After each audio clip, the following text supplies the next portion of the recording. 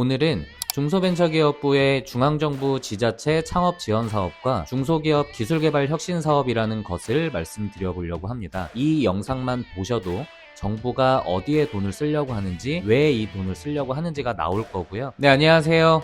국내 1호 크리에이턴트 홍승수입니다. 여러분, 정말 감사합니다.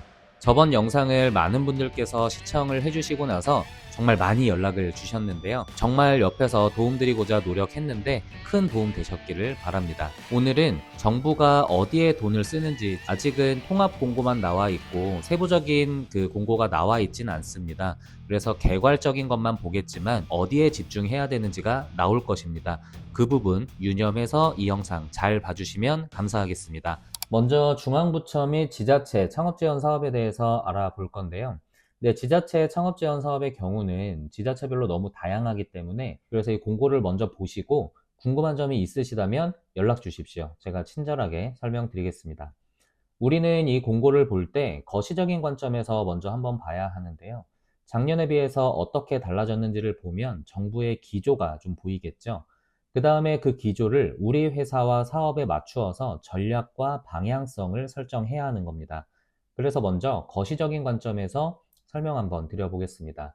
일단 총괄을 보시면 예산 규모가 보이실 겁니다.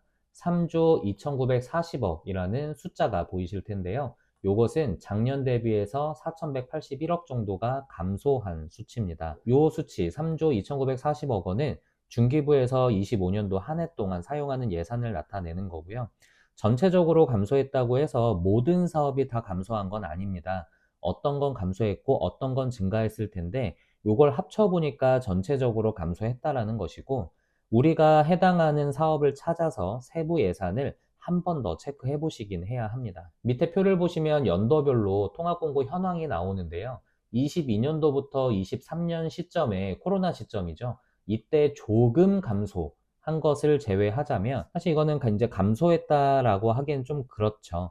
근데 요 시기를 제외하면 정말 이번에 이 예산은 큰 폭으로 좀 줄었다라는 거를 좀 볼 수 있습니다. 밑에 사업 유형별 현황을 보시면은 융자도 있고 사업화 자금도 있고요. 기술 개발, 시설 공간 보유, 글로벌 진출이라는 키워드들이 있습니다. 이런 것들을 다 가지고 3조 2,940억 원의 예산을 집행한다라는 것이고요. 융자를 보면은 5천억 정도가 좀 줄었습니다. 사업화 자금도 그 265억 정도가 감소를 했고요. 근데 이제 반대로 보면은 기술 개발 쪽은 850억이 늘었고 시설 공간 보육 쪽은 160억이 늘었고 글로벌 진출 쪽도 95억이 늘었습니다. 여러분, 이걸 보시면 어떤 게 좀 느껴지시나요? 키워드가 좀 보이시나요? 기술 개발이라는 키워드와 시설 공간 보육은 육성이라는 키워드죠. 그리고 글로벌 진출이라는 키워드. 이렇게 키워드 3개가 좀 보이시나요? 이 키워드 3개를 꼭 기억하셔야 됩니다. 아쉽게도 사업화 자금은 265억 정도가 감소가 되었는데요. 근데 또 재밌는 거는 사업의 개수는 3개가 늘었습니다. 그러니까 조금씩 많은 기업에게 주겠다라는 걸로 이제 해석이 좀 돼요. 이게 홍익기업의 정신이겠죠. 그리고 이제는 기술개발 사업과 글로벌 진출, 육성이라는 키워드를 절대 잊지 마셔야 한다는 점을 여기서 좀 느끼게 됩니다. 융자 규모가 5천억 정도가 줄기는 했지만 중진공에 보면은 기술개발 사업화 자금이라던가 신시장 진출 자금 같은 거는 좀 괜찮아지는 점도 있거든요. 이런 기조가 보이시면 좋겠습니다. 부처별로 보시면은 한 13개 정도, 과기부가 13개 정도의 과업 개수가 좀 늘어났고요. 그 지자체로 보면은 그 경기도가 54개로 늘어났고 그 경남이 44개 정도가 좀 늘어났습니다. 예산도 당연히 좀 늘어났겠죠. 이제 세부 내용을 좀 보겠습니다. 일단 제일 관심 많으신 게 예창, 초창, 창도 요 세 개잖아요. 네, 창도 같은 경우는 큰 변화가 없습니다. 창도가 작년에 592.55억 원이었고 근데 올해가 593억 원이니까 그냥 똑같은 수준인데요. 예창과 초창이 아쉽게도 좀 많이 줄었습니다. 요게 이제 시사하는 바가 좀 큰 것 같아요. 제가 예산이 줄었다고 이제 암울함만 전하고자 하는 게 아니고요. 예산이 줄었고 줄었으니 심사는 더 가혹해질 텐데 그 가혹함을 뚫고 나가려면 우리가 어디에 집중을 해야 하는가? 요게 이제 정부가 흘러가는 방향에 집중을 해야 한다라는 의미가 되겠죠. 그렇다면 정부가 흘러가는 방향이 무엇인가? 아까 말씀드렸습니다. 기술 개발과 글로벌 진출 육성입니다. 그래서 밑에 보시면 이 신산업 분야라고 보이시죠? 이 신산업 분야 같은 경우는 작년에 비해서 약 280억 원 정도가 좀 늘었죠. 이게 예창, 초창에서 빼서 이쪽으로 넘겼다 뭐 이렇게 단편적으로만 볼 수는 없겠지만 적어도 정부가 집중하고자 하는 방향은 보이지 않으시나요? 그리고 한 가지 더, 여기 소관 붙여 보시면요. 신산업기술창업과라는 글자가 보이세요? 여기도 신산업기술창업과고 여기도 신산업기술, 여기도 신산업, 여기도 신산업입니다. 신산업기술 그 창업과가 이제 생겼는데요. 작년까지 예창하고 초창, 창도는 그리고 민관공동, 여기 있죠? 민관공동 창업자 발굴 육성 사업 같은 경우는 기술 창업과였고요. 초격차 스타트업은 미래산업전략팀이었거든요. 요거 두 개가 합쳐진 것 같습니다. 근데 또 부서 이름이 신산업이죠. 요런 부분 주목하셔야 됩니다. 그렇다면 신산업이 뭐냐 도대체, 제가 잠깐만 화두 돌려서 신산업이 뭔지 잠깐 설명드리겠습니다. 신산업 분야는 요겁니다. 크게 보면은 미래 대응과 사회 대응, 혁신 대응 이런 부분들을 말씀드리는 건데요. 7대 분야라고 해서 차세대부터 혁신 서비스까지 돼 있고요. 유망 산업의 이제 10대 유망 산업이 요겁니다. 이게 이제 신산업 분야인데요. 차세대 배터리부터 미래형 원자로 산업, 사이버 시큐리티 산업 등등등등 해서 지능형 서비스 로봇 산업까지 이러한 것들이 좀 있는 거죠. 그러면 여기서 여러분들께서 이제 질문을 좀 주실 수 있습니다.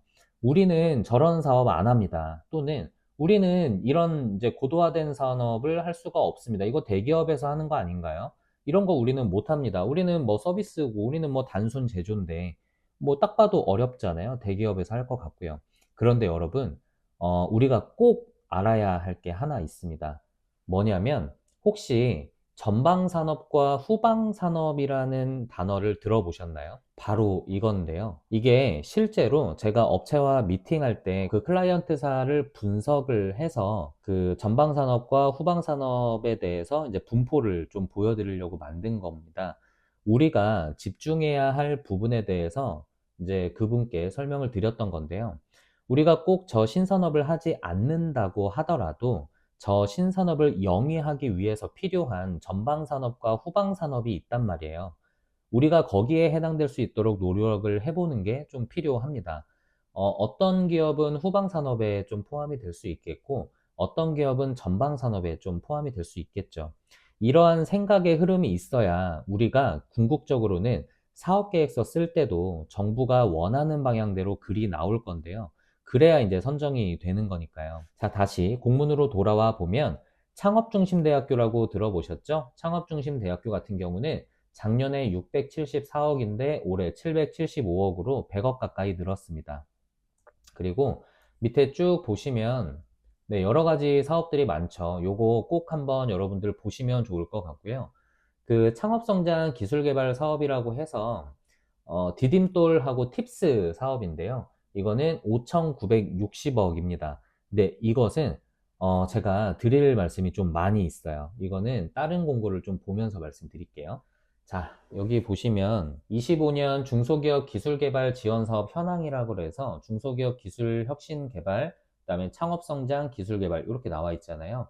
이 창업성장 기술개발이 방금 제가 말씀드렸던 겁니다. 디딤돌하고 팁스인데요.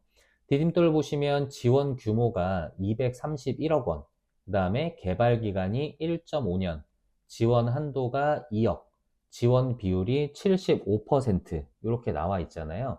이게 작년에 어땠냐면 작년에 디딤돌은 1284억 원의 예산으로 기업 하나당 최대 사업기간 1년이 주어졌고요.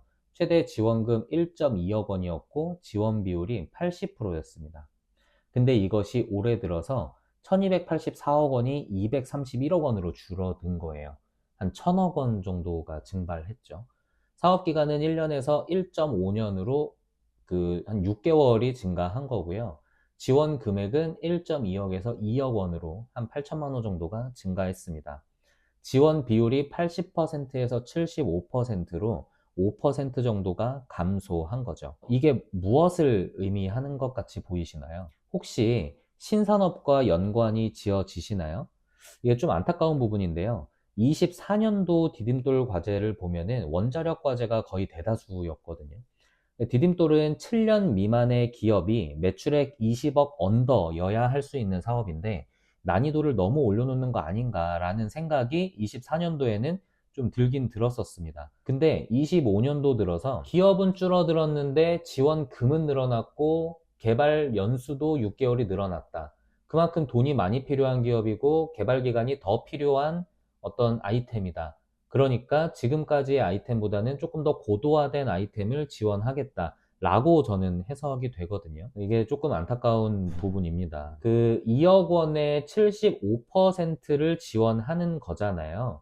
요거 모르시는 분들이 계셔서 제가 팁을 좀 드릴게요. 2억 원의 75%를 지원한다는 것은 2억 원의 75%인 1.5억 원을 지원한다는 걸까요? 그리고 자부담이 5천만 원이라는 걸까요? 이게 아니고요. 총 사업비라는 것이 있고 여기서 75%를 한 것이 2억 원이라는 얘기예요.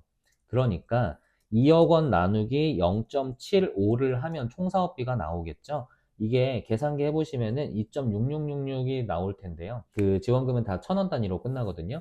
2억 6,666만 6천 원이 총 사업비가 되는 겁니다. 여기서 지원금 2억 원을 빼고 나면은 우리 자부담이 되는 거죠. 6,666만 6천 원이 우리 자부담이 되는 겁니다. 근데 여기서 현금하고 현물로 또 나누기 때문에 저 6,600만 원 상당의 금액을 전부 현금으로 내는 건 아닙니다. 절반 정도는 현물로 해서 인건비로 다 계상이 가능하고요. 나머지는 이제 현금으로. 지원율이 줄었으니까 뭐가 늘어나는 거죠? 자부담이 늘어나는 거죠. 하지만 암울한 현실만 말씀드리고 끝내자고 이야기 꺼낸 게 아니고요. 이런 상황 인식을 하고 나서 그럼 우리가 어떻게 해야 하는가가 따라와야 하잖아요. 지원금이 늘었고 사업기간이 늘었다는 얘기는 그만큼 기술적인 걸 보겠다는 얘기로 해석이 될 수 있는 거니까, 그리고 총 예산이 줄었다는 얘기는 정부가 밀고 있는 분야에 집중 지원을 하겠다라는 거고요. 나라에 돈이 없으니까 지원율은 좀 줄인 거고요. 그럼 우리는 어디에 집중해야 될까요? 아까 말씀드렸던 신산업 분야에 집중을 해야 되는 거고, 이 신산업 분야를 영위하지 않는다고 하더라도 이 전방산업과 후방산업 분포도를 보시고 나서 우리의 포지션을 좀 찾아보셨으면 좋겠다는 생각을 좀 말씀을 드리는 겁니다. 이런 기조가 디딤돌만 이러는 건 아니고요. 전체적인 분위기가 좀 그렇게 흘러가고 있습니다. 네, 돈 흘러가는 것을 보면은 이제 기조가 있는 거 아시잖아요. 네, 그렇게 좀 이해를 해주시면 좋고요. 그 다음에 팁스를 보시면 팁스가 일반형과 딥테크, 글로벌 이렇게 세 가지로 좀 나뉘었는데요. 작년 같은 경우는 두 가지였습니다. 이게 그 일반형하고 특화형이었는데 올해는 세 개로 좀 나뉘었고요. 올해 예산이 작년 예산보다 250억 원 정도 좀 줄었습니다. 이 부분 참고를 해주세요. 자, 그 다음에 이제 쭉 보시면은 시설 공간 보육 부분이 나오면서 이게 간접 자금의 형태가 이제 쭉 나오게 됩니다. 이 부분, 네, 멘토링 컨설팅 교육도 간접 자금이겠죠? 쭉 보시고요.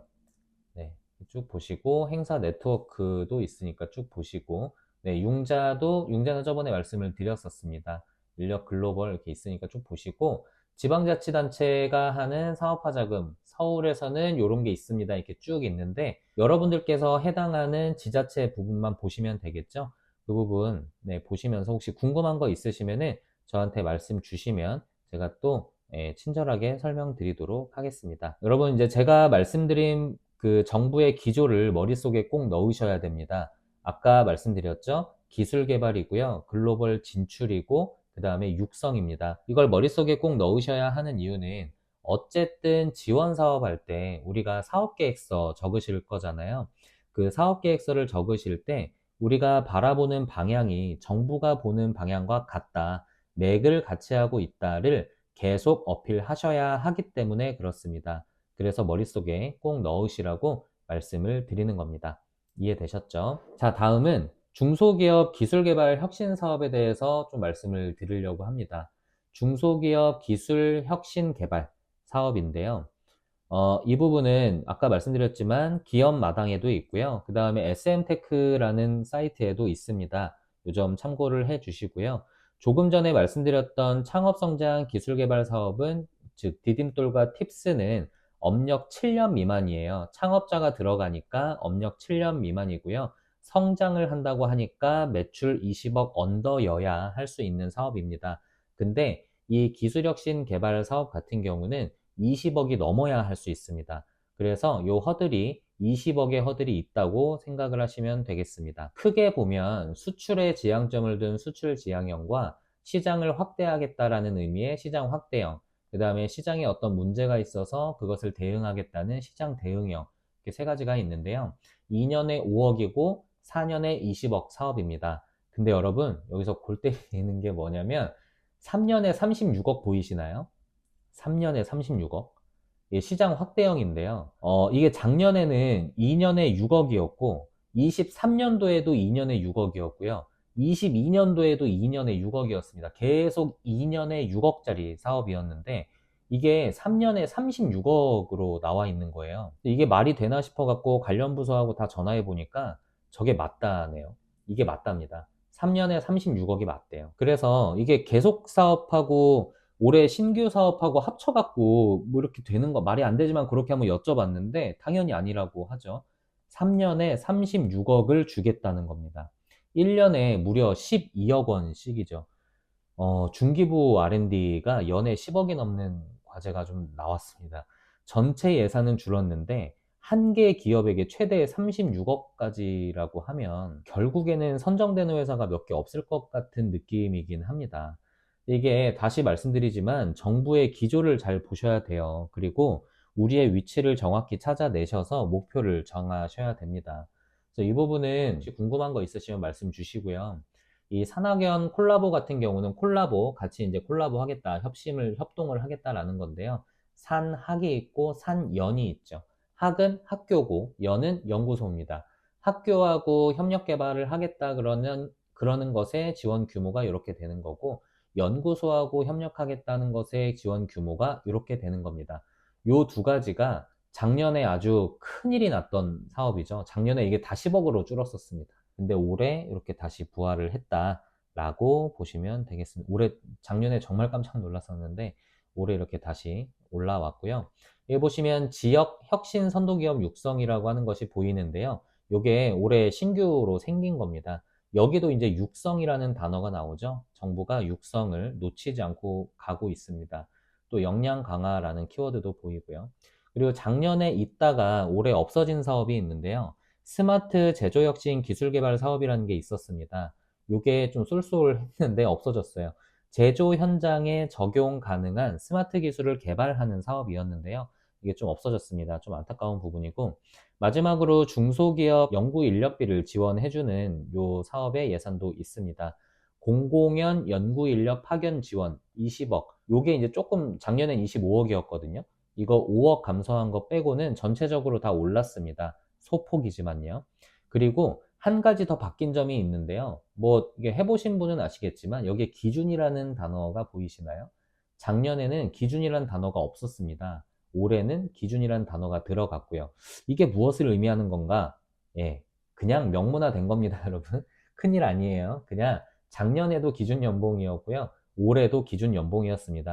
자, 오늘은 내용이 조금 어려웠을 수도 있습니다. 제가 말씀드리고자 하는 것은 이런 지원 사업 통합 공고가 나왔을 때 결과를 보게 되면 총 예산이 나오고 각 사업 유형별로 예산이 줄었는지 늘었는지를 볼 수가 있잖아요.